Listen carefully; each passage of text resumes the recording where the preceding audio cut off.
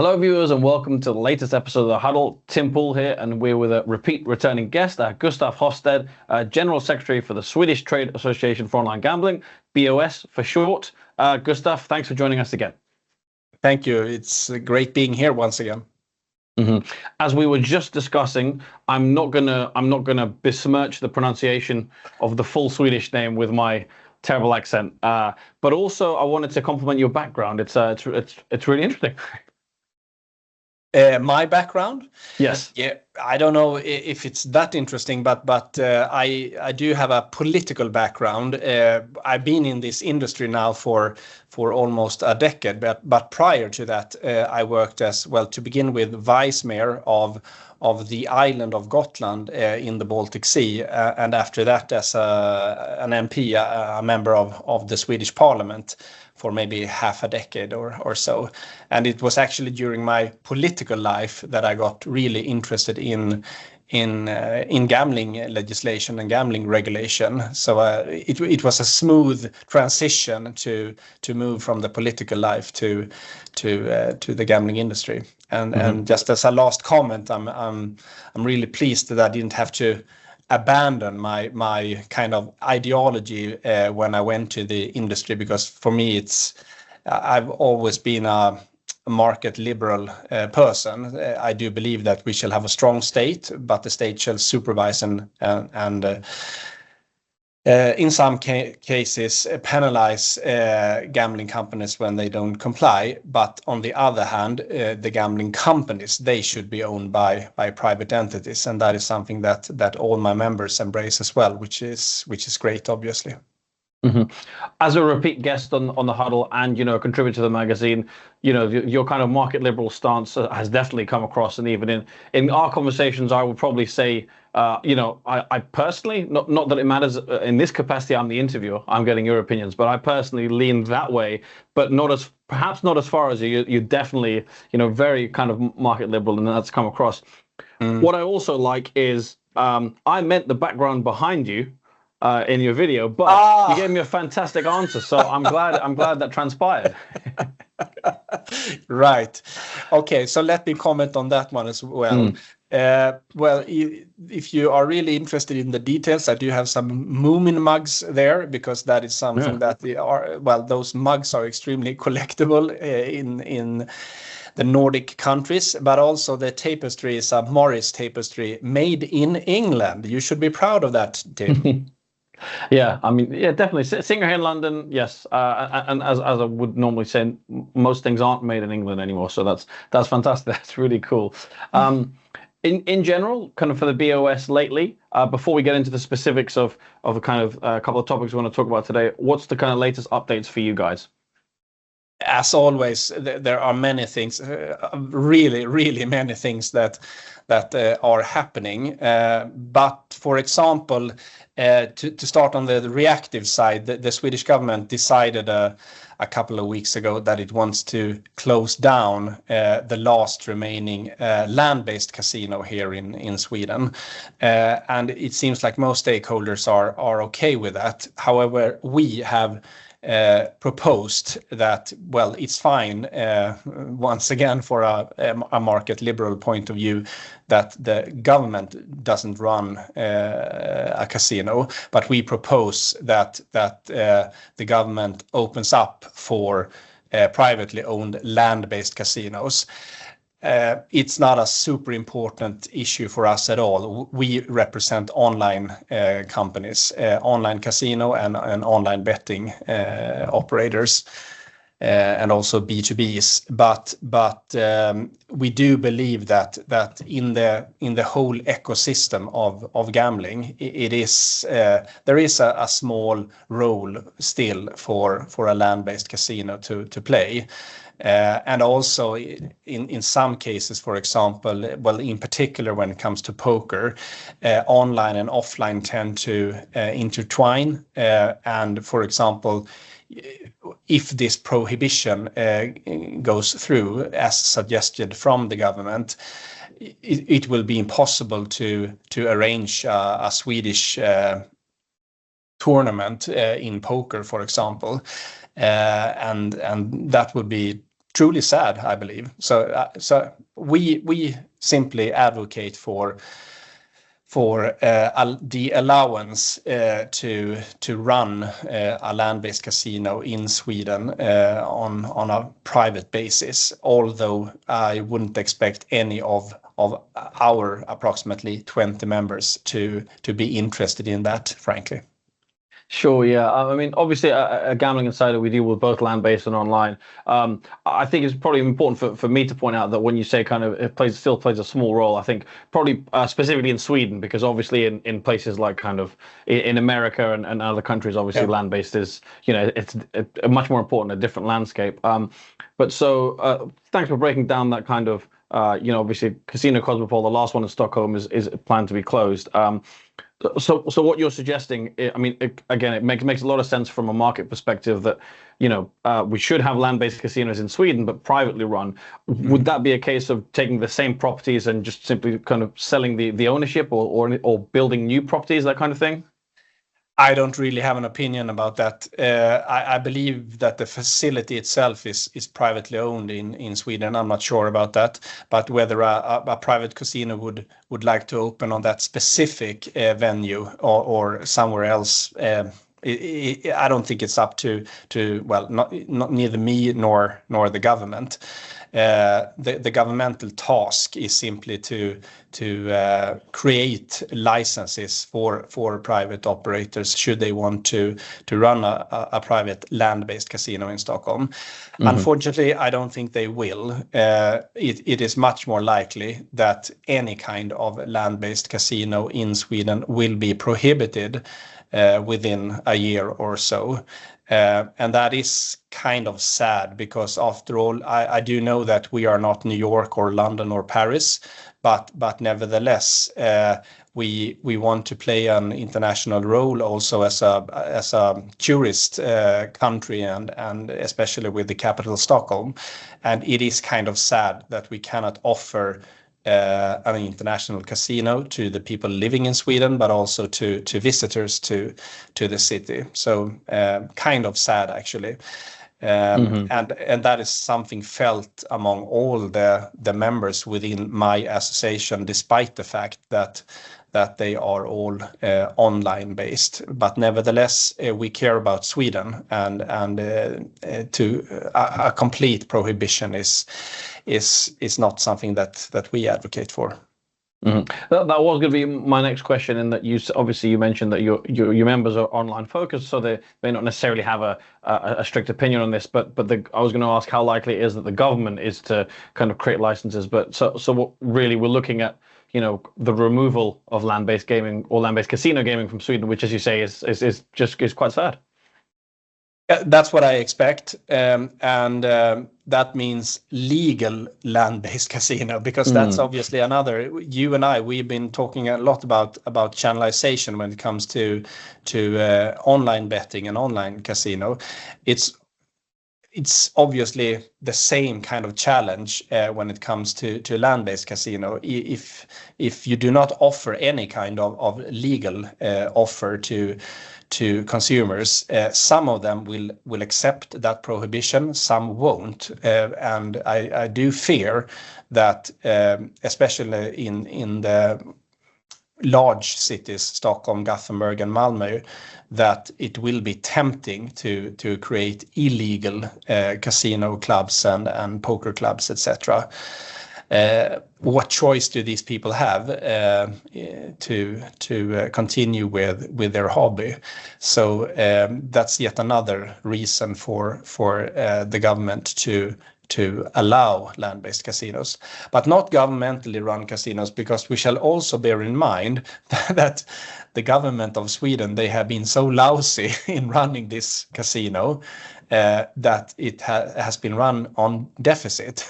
So Swedish taxpayers, they have not been subsidizing, not Swedish defense or healthcare and those things. Swedish taxpayers, they have been subsidizing a casino in Sweden, and that is probably quite rare that taxpayers are obliged to subsidize casinos. Mhm. Yeah, I mean, it's certainly, I think, even in Scandinavia, a model we're seeing a slow move away from, because obviously in Finland we've kind of had movement towards demonopolization as well. So, for those who would be, not believing in state-run gambling companies, which I think probably describes a lot of people, it's at least progress in the right way. But as you say, if you're just closing land-based, then yeah, you're not actually, you say there is a gap there for private companies to potentially come in and make it profitable. Yeah.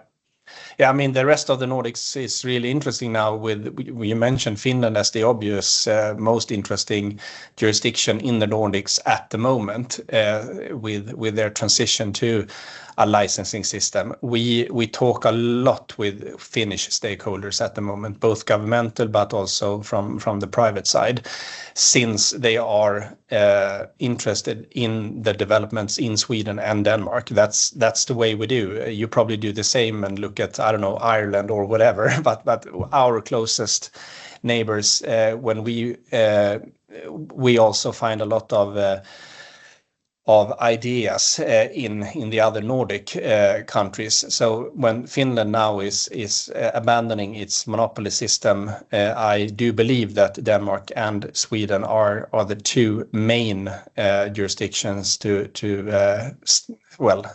steal ideas from, and we hope that they look more actually towards Denmark than Sweden, since Denmark appears to be more successful in safeguarding its licensing system. Now, recently you had a meeting with a State Secretary. Again, hopefully no pronunciation is wrong for me. Johan Almenberg. Yeah, good pronunciation, Tim. You should try to pronounce Branschföreningen för online-spel as well. That's the name of my trade association. Yes. In Swedish. I will try, but maybe not in this interview. But the meeting that you had,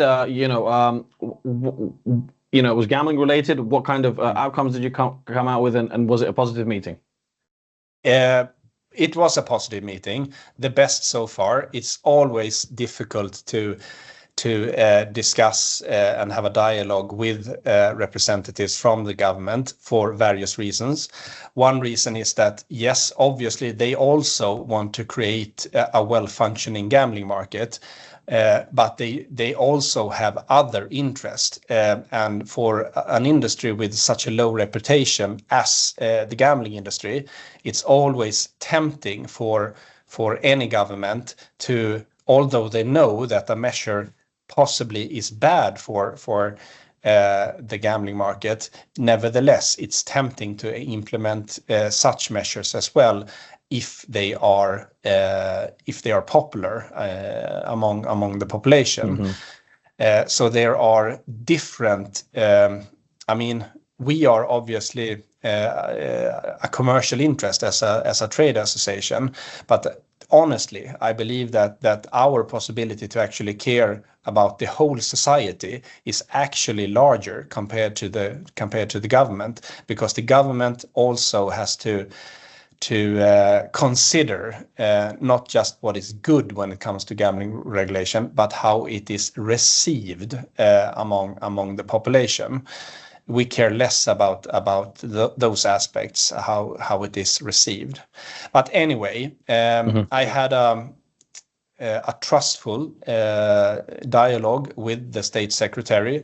I believe that he and the government, that there is a growing concern about the lacking channelization in Sweden, that a far too big portion of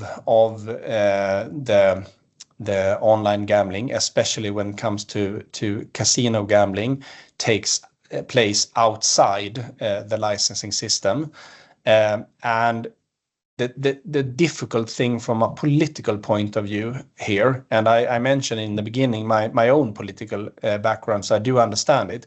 From a political point of view, and I believe it's the same in any European jurisdiction, it's quite easy to suggest repressive measures towards unlicensed operators, because as a politician and as a government, you appear tough tough against crime when you suggest additional measures against unlicensed gambling.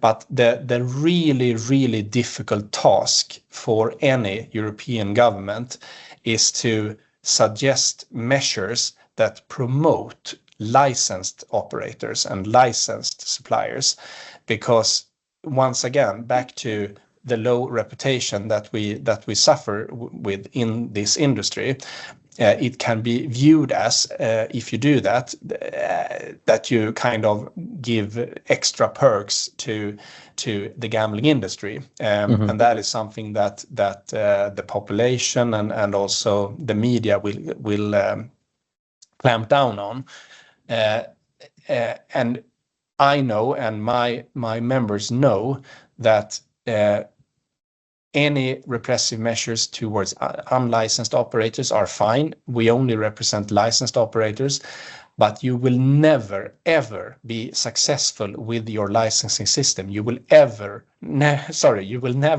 reach a sufficient channelization level if you do not create an attractive license market, and it is the consumer that decides that. So we talked, the State Secretary and I, a little about possible new repressive measures, but also promoting measures for the licensed operators, and we try to figure out which measures were, from a political point of view, impossible to implement, and which ones that actually had a chance to be possible for any government to suggest. Yeah, given the conundrums that you've kind of just outlined, which, as you say, is the classic regulator's dilemma in any kind of gambling market, Europe or elsewhere, did you sense, a greater kind of level of understanding, perhaps the previous ministers or secretaries or governments, and a greater willingness to, engage? I suppose having the meeting in the first place is a sign, of engagement. Yes, I believe that it's going still too slow, but we are on the right path, and we do see optimistic signs. Some of those signs are actually the absence of new kind of stupid decisions. If we compare with the last government during the COVID period, the government implemented temporary COVID measures that were certainly not well received by the consumers, and the greatest loss in channelization was actually due to those temporary pandemic measures. And we haven't seen such chaotic and temporary measures from this government. So that's one positive start, the absence of new layers that would even hurt the channelization additionally. I also believe that there is an openness for measures that are really necessary for the Swedish gambling market. One such repressive measure is what we call the scope of application. That means that today it's actually, and I shouldn't probably promote or spread this fact, but it is a fact that you are actually allowed as an operator, as an unlicensed operator, to passively, that's the key word here, to passively accept Swedish customers, even if you do not have a Swedish gambling license. And in comparison to other European jurisdictions, for example, the Netherlands, in those jurisdictions it is prohibited, but in Sweden it is allowed to accept Swedish customers. And what determines then whether something is passive or active? Well, in a Swedish context, if stay away from our local currency, the Swedish krona, and if you stay away from our language and not try to pronounce anything in that language, and if you stay away from national symbols such as the Swedish flag, if you stay away from all those things, then it is viewed upon as if you only accept Swedish consumers passively, and then you can run your business without a Swedish gambling license. This is something that we have to change. And it is my assessment that this government will change that within this governmental mandate period. This governmental period ends in 2026, and I believe that we will see a legislative change in that respect quite soon, actually. Within that passive accepting of players, what about the domain? Because I know that, as you mentioned, in the Netherlands, if you have a kind of .nl domain, that is seen as targeting players from the Netherlands, and obviously is not allowed. Well, obviously, here in Sweden, it's a .se, and if you do that, that is something that can be viewed upon or interpreted as targeting the Swedish market. But actually, there are no specifics here. It's the sum of all those actions from an operator that determines whether it is enough to be viewed as that you target the Swedish market, or that you only passively accept Swedish consumers. And well, I don't know exactly the market shares here, but I wouldn't be surprised if actually the Sweden's largest online casino operator today, if it's an unlicensed operator. So it's a huge problem. Yeah, no, I mean that definitely sounds like a loophole that needs clearing up. You and I can quite easily agree on that here, but it is good to hear that, as you say, your hope is at least that in this governmental cycle, at least that is something that can be fixed. Exactly, and once again, I mean, that is from a political point of view one of the easy decisions to take. Although we have been talking about this as a trade association for at least 5 years. So things have been quite slow anyway. But on top of that, I and my association believe that it is also necessary to look at the conditions for the licensed operators and the licensed suppliers. You interview me from England, Tim, and if we look at the channelization in England, we can note that it is extremely high. We can also note that almost all loyalty, all kind of loyalty systems are allowed in the UK regime, whereas almost all kind of bonuses and loyalty treatments are prohibited in the Swedish licensing system. And when the SGA, the Swedish Gambling Authority, when they made a survey on the reason why so many abandoned the Swedish licensing system, the main reason, the number one reason, was that well, it's boring to play on the license market due to the absence of loyalty bonuses. I believe that the government should take a look into that issue as well. And it's probably difficult for the government to itself suggest any kind of liberalization from a political point of view. But the government can and should, according to me, appoint a governmental inquiry to look into new possible measures to strengthen the Swedish channelization, and to look at the total bonus prohibition in Sweden is one of maybe half a dozen of possible measures that I believe that such inquiry should have a look into. Yeah, as you mentioned, the UK has its regulatory issues, a lot of change at the moment, but channelization is not one of those, and a lack of competition and bonuses for players is also not one of those, as you rightly point out. But overall, Gustaf, as always, really appreciate your updates. Thanks very much for your time. And the next time we speak, I'm sure there'll be more to discuss about Sweden. But really interesting to talk to you today about the land-based and also your meeting with the State Secretary as well. Thank you so much, Tim. And next time we meet, I will help you with the pronunciation of Branschföreningen för online-spel.